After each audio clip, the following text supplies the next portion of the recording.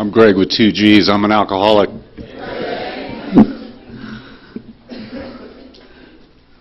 So it's one at the beginning and one at the end for those of you sitting there trying to do the math right now, okay? I want to thank Kirk for inviting me to be here tonight, hang out with you guys, and be in a meeting of Alcoholics Anonymous. You know, it's where I need to be. But kind of the miracle of all this, now in my life, it's where I want to be too.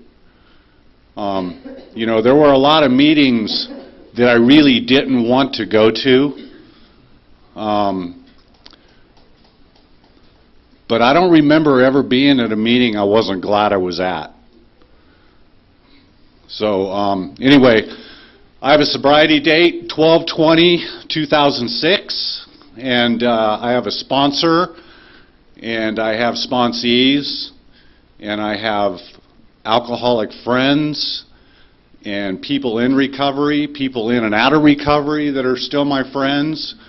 You know, and I have friends that are normal, what we call normal. I don't know what normal really is, but what we refer to as normal people, I've come to find out they're really not normal. It's kind of scary because I think you guys as being normal because you got me figured out. And I can kind of understand your stuff too. You know, so anyway, I'm really glad to be here tonight and be hanging out with you guys and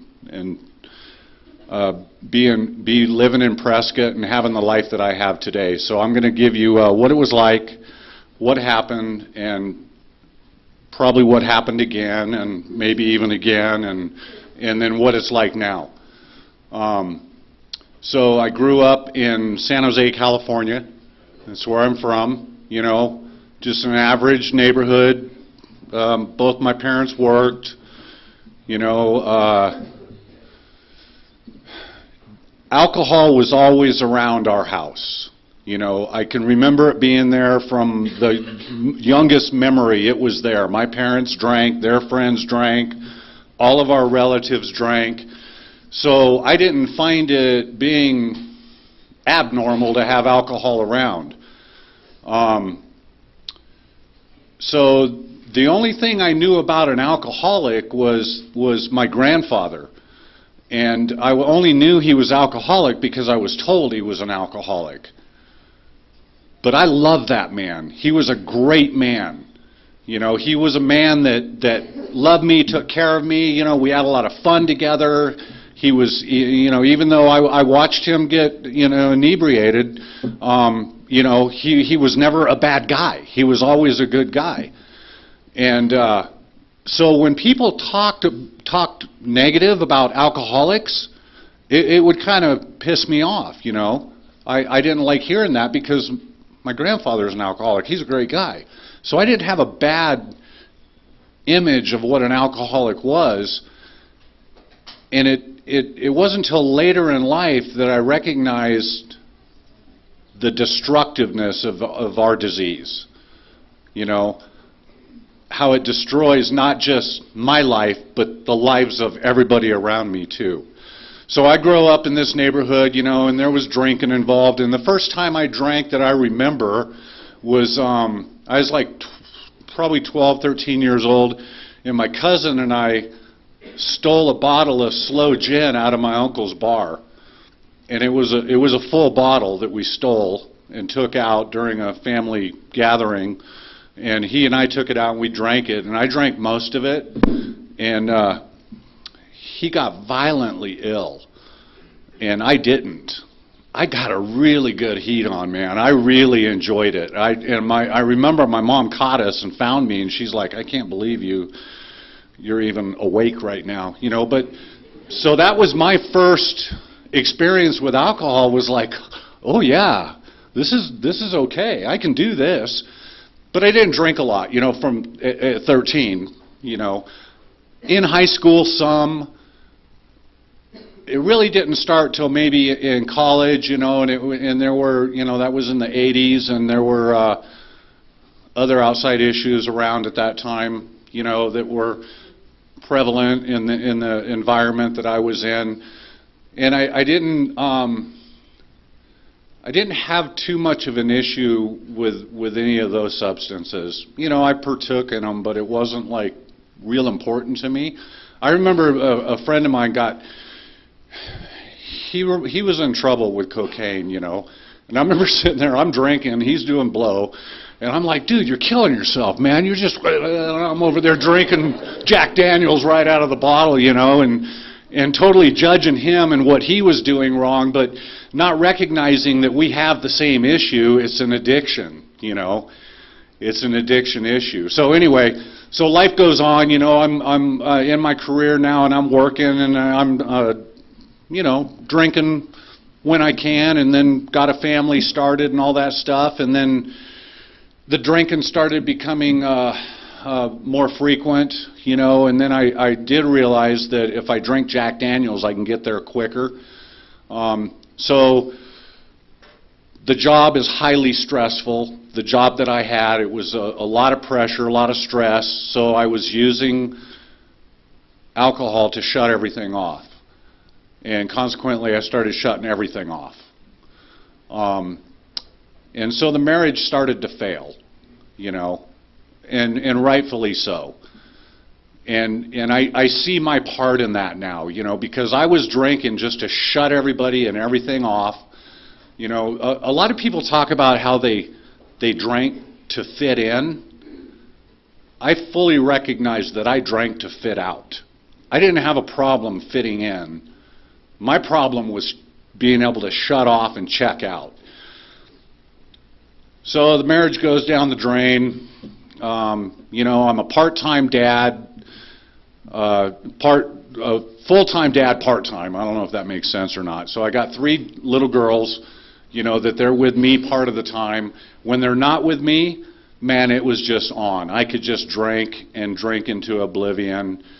And you know, I ended up on 4th of July.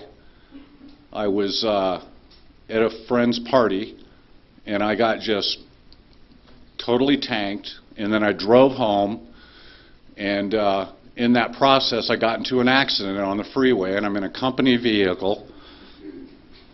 And you know, I was shit-faced. I mean, I was really in bad shape. Got into an accident, so, you know, I ended up getting a DUI, and I remember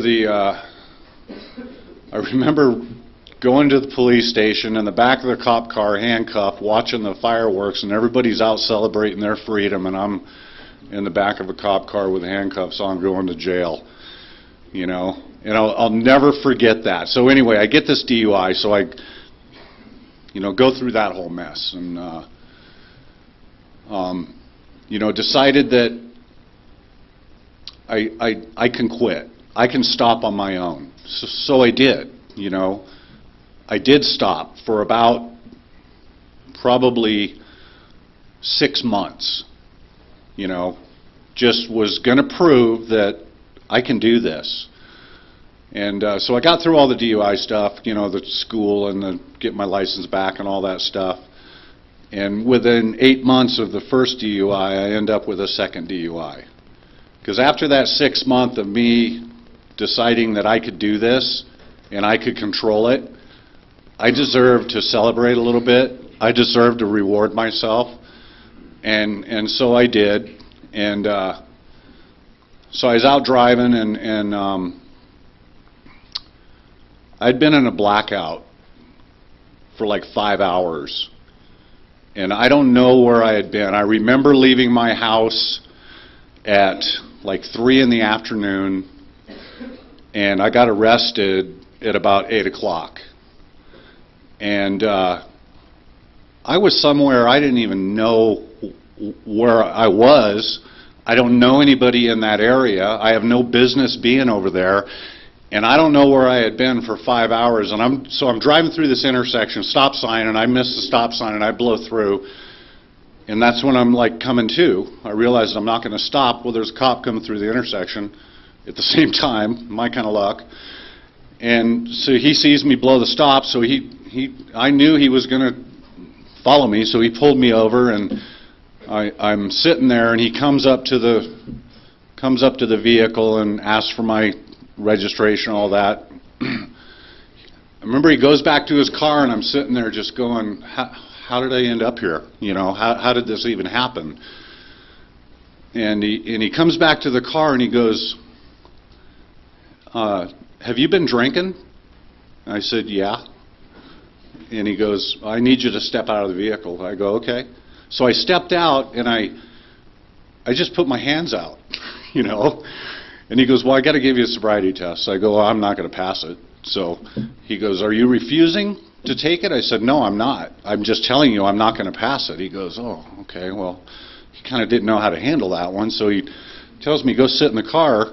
So I'm waiting over there, and he did handcuff me, but, you know, kind of loosely in the front, not what I was used to, with him back here. And he comes to the car. He goes, I gotta take you downtown. I go, can you just let me go? Just let me walk home from here? He goes, no, I can't now. So he goes, all right. He goes, so we're driving, and he goes, look. He goes, what's going on with you? I go, what do you mean? He goes, you just went through this 8 months ago. He goes, what's going on with you that you need to look at? Because you shouldn't be here right now. And I'll never forget that, you know, that he talked to me like a person, not like some piece of crap he just, you know, plucked up off the street or something. And so I remembered that, and that just got planted in there, you know, and I started thinking, what is going on with me? You know, how could I let this happen? How could I do this again? Still not knowing anything about alcoholism, still not knowing anything about Alcoholics Anonymous. So I go to court, and the judge, my attorney, is looking over my paperwork. I remember sitting in his office. He's looking at the arrest report, and okay, this is my attorney, and he looks at it and he goes, hey, Greg. I go, yeah. He goes, you're fucked. Okay, that's not a good feeling coming from this guy you're paying a bunch of money to get you out of this mess that I'm in. He's letting me know. He goes, you violated your, you know, probation. It's the second one within 8 months. He goes, you know, you blew a 3-2 or something like that. He goes, you're going to go to jail for a while. It's like, oh, all right, well, you know, let's see what we can do. So we go to court, and he comes out of the courtroom. He goes in first. He comes out and he gets me. He goes, all right, we're going to go in. We're going to see this judge. He goes, you are one lucky guy. He goes, this judge is in AA. He goes, so when you go in there, you do everything he tells you to do. Do you got it? I go, yeah, I got it. So I go in, and the judge is talking to me, and he says, okay, so I don't know why you're back in here already. You shouldn't be in here, this and that. He goes, but here's what I'm going to do. You're going to go to meetings for 30 days, and you get this court card signed, and you're going to bring that back to me, and that's going to be directly reflective to how I sentence you. I go, okay. He goes, if there's any lines missing on this for any days, you're not going to like the results. So I'm like, I could do that. So I leave there, and you know, my attorney tells me, do it. No reason not to do it. Whatever you have to do, make sure you get that signed every day. Okay. So I call Alcoholics Anonymous in their central office and find out where they are, and go down to pick up a schedule, because I'm like, man, I'm going to get this started right away so I can get all 30 of these things filled out and, you know, get back in there and look good to this guy, and, you know. So I illegally drive down to central office, because I'm not supposed to be driving, so I illegally drive over to central office to pick up a meeting schedule, and this was before internet, so it was a while ago. And if you're wondering why I drove down there, so that was why. So I drive down there, I go into the central office, I get the schedule, and some guy's trying to 12-step me right there, and I'm just like, yeah, whatever. I'm just here for the schedule. So I blow out of there. Didn't want to hear anything he had to say. I just wanted to get this court card signed. So I'm driving home from the meeting illegally, and I'm reading through the schedule, and it's got the 12 steps in there on the front page, and I'm reading the 12 steps. as I'm driving. And then a miracle happened. And by the time I got home, I had worked all 12 of those steps.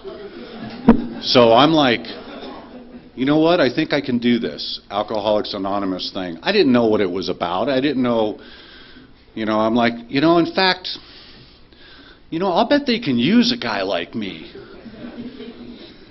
This is how full of myself I am. Here I am driving illegally. I've just been arrested for being, drunk driving.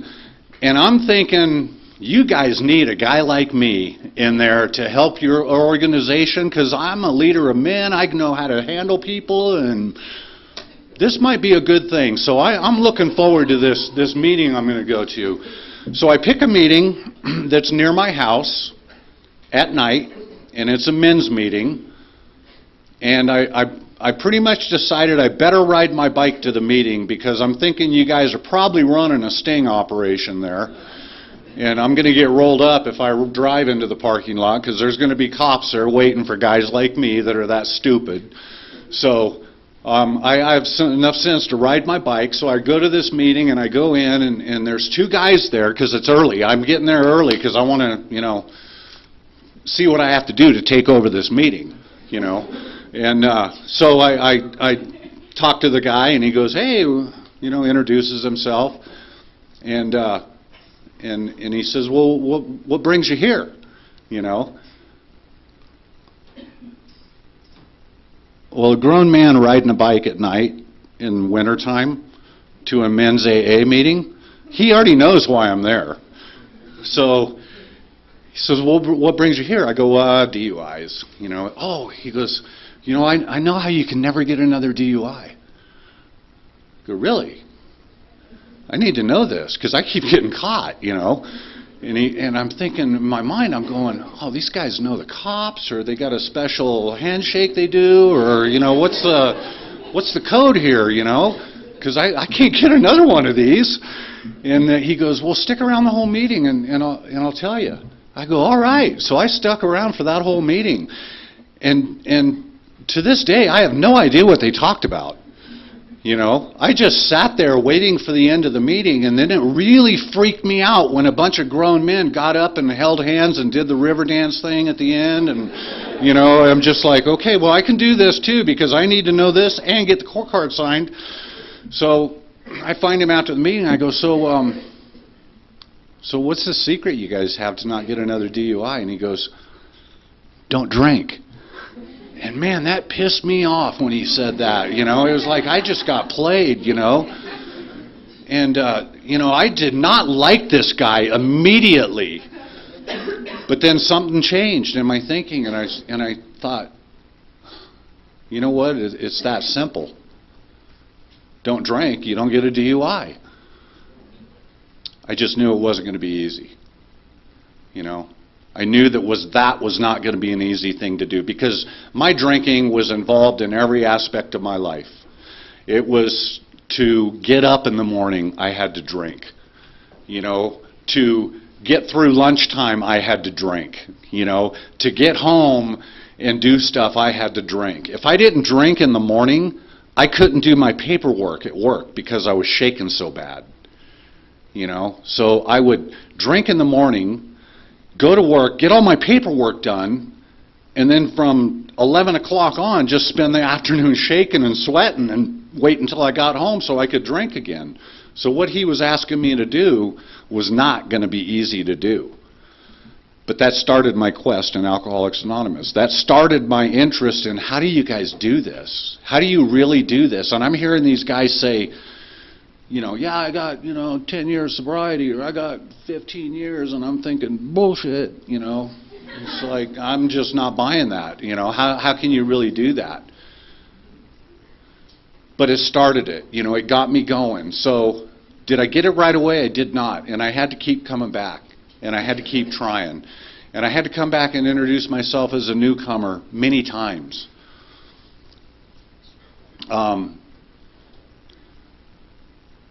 But I finally did dive in, I finally did want to know what's it going to take.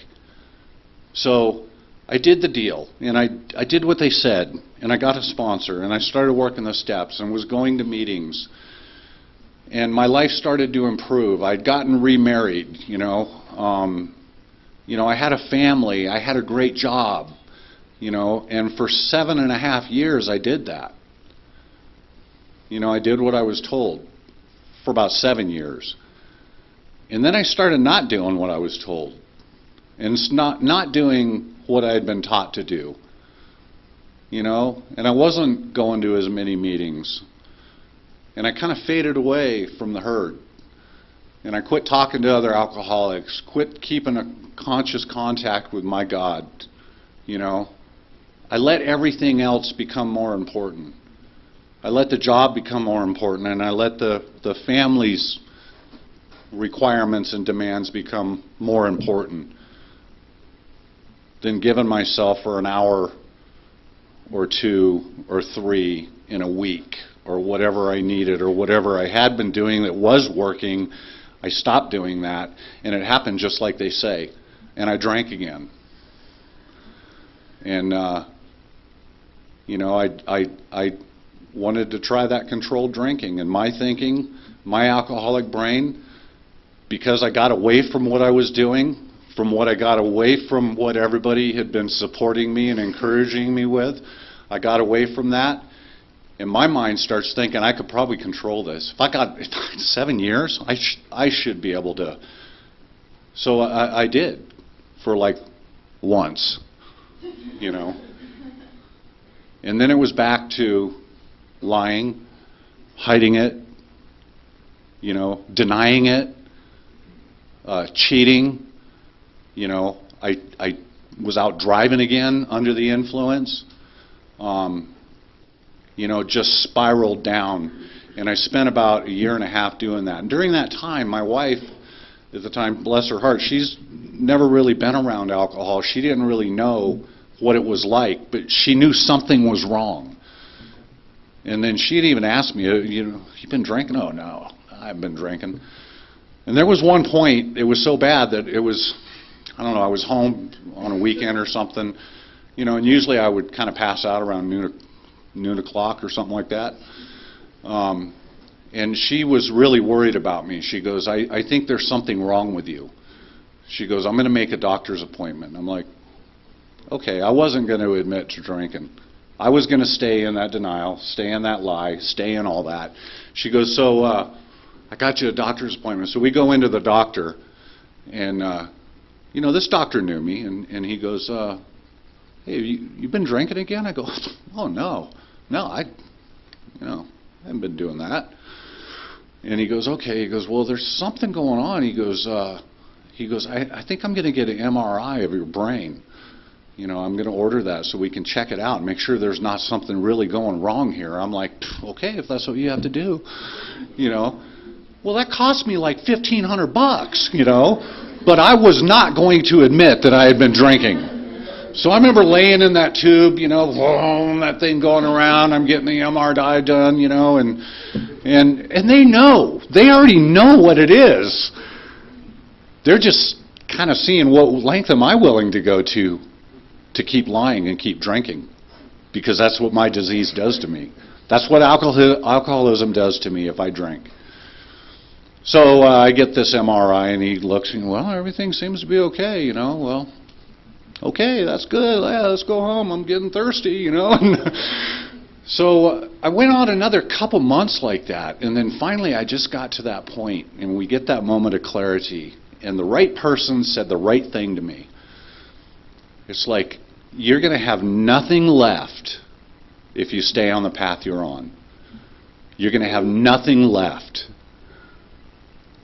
So I admitted at that point, and I checked back into a treatment center. Same one I had gone to like 10 years prior, almost to the month. Went back to this treatment center, went in there.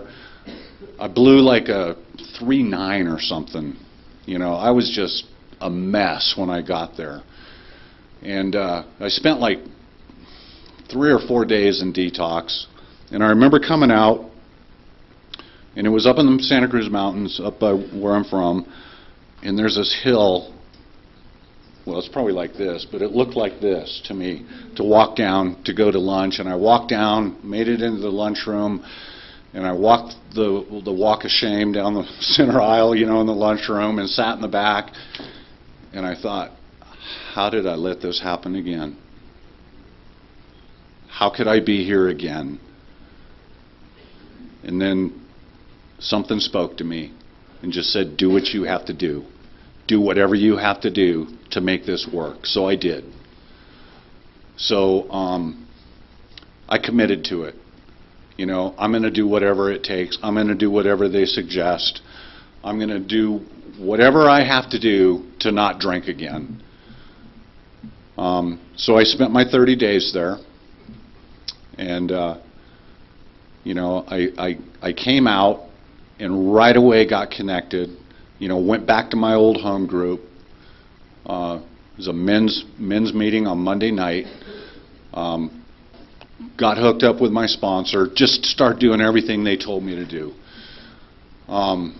Surrounded myself with alcoholics, people in the program, people that are going to get me, people that are going to understand. I had a bunch of normal friends that were totally supportive of me, that were helping any way they could, but they don't know how. They don't know what Curtis knows about me, what Cliff knows, Keegan. I mean, there's a bunch of guys in here that I hang out with that I can call at any time and tell them my stuff that nobody else is going to understand. These guys are going to get it. So I got a couple months, 3 months maybe, sober, and I decided I want to do something for my family. Some of you guys in this room have heard this story before, but this is one of my lightning bolts of my recovery. So I got like 3 months, and I decided I'm going to thank my family for sticking with me and doing what they did for me. So I plan a ski trip.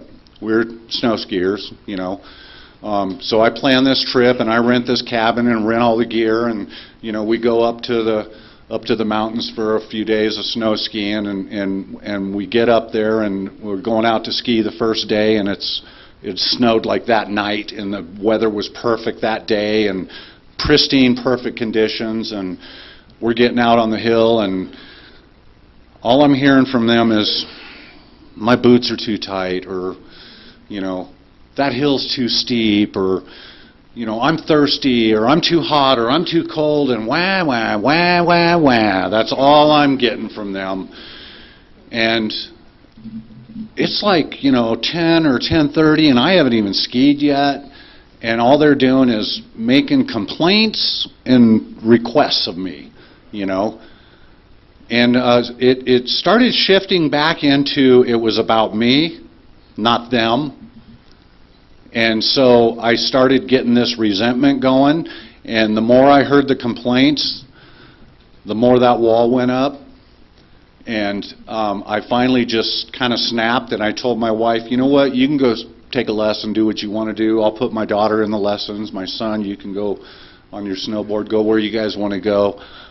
I'm going to go skiing. I got a hill I need to conquer right now.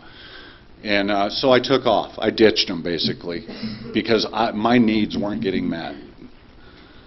And I took off, and I went up to the top of this hill, and I skied down the backside because there's another chair back there further, and I wanted to get on that chair and get as far away as I could. So I was skiing down the backside. And any snowboarders in here?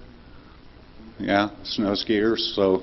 Okay, so you guys know that lodge on the back, in the back, usually at these bigger resorts, there's always that lodge in the back there where nobody knows me and I know they serve alcohol. This is going to work out just fine. And that starts going through my head, how I could do this. I could go in there, spend a couple hours, have a few belts, go out and ski a little, come back, go find the family later. And I couldn't take it. I couldn't take going into the lies, blowing my sobriety again. I couldn't take it, and so I did what I was taught to do. And I hit my knees on the side of that hill, and I just asked God for some help. I just need some help. I just don't want to do that. So I skied past the lodge, and I went to the chair, and I got on this chair, and I made it past the lodge okay. But I got on this chair, and these two snowboard punks decide they're going to ride the chair with me. So they come sliding in. I didn't invite them in. They got on the chair with me.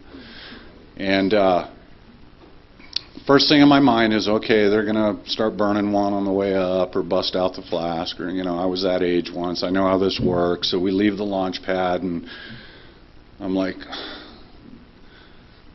in my head, I'm just still kind of thinking, God, I just needed a little bit of help. So I got by the lodge. Anyway, so this guy starts talking to me, friendly guy. He goes, so where are you from? And I told him where I was from. I said, well, where are you from? He goes, I'm from Modesto.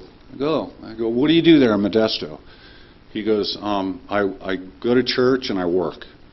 I'm like, oh, okay. I go, well, where do you work? And he goes, I'm a counselor in a men's alcohol recovery center. I'm like, dude, you have no idea what's going on right now. So I told him, what happened, where I'm at, what's going on. We had our own meeting all the way up to the top of that hill, and then a little bit more after we got up there. And then I never saw that guy the rest of the day. And it was like, you can't tell me that's a coincidence. You can't tell me there isn't a God when something like that happens that personal and that direct to me. And that's what I get when I do what they taught me. That's what I get when I do this program. I don't get the other stuff. I don't get the lying and denying and destruction that goes with where my head went at first. When I turn it over, I stand a chance. And then I have to be willing to accept the response and the reply. Since then, there's been numerous lightning bolts that have happened to me. But I got to remember to stop and ask God. There's a verse in the Bible, and I'm not a Bible thumper, but there's a verse in the Bible that I apply all the time, and it says, Psalms 46:10, it said, be still and know that I am God. That's what I get to do today. Stop and let Him be God. Because if I'm not still, I'm trying to do it. I'm trying to have my own plan. I'm trying to do my recovery the way I think it should be done. If I get still and ask Him, I'll get the guidance. I'll get the answer. It might not be the answer always that I hope for or want or expect, but I do get the answer. This program of Alcoholics Anonymous has just changed my life. And I can't see how anything I did before Alcoholics Anonymous was working for me. Because I earned my seat here, and I'm going to hang on to it. And I hope that there's some of you in this room tonight that feel the same way, that feel like we get the chance, we get the privilege, and we get the honor to be a part of this. And we get to be there for others. And we get to get out of ourselves because somebody else needs help. That's what we get to do for each other. So with that being said, I'm going to keep doing that. This is the best deal in town, and I will keep coming back. Thanks. I'm Greg, 2Gs.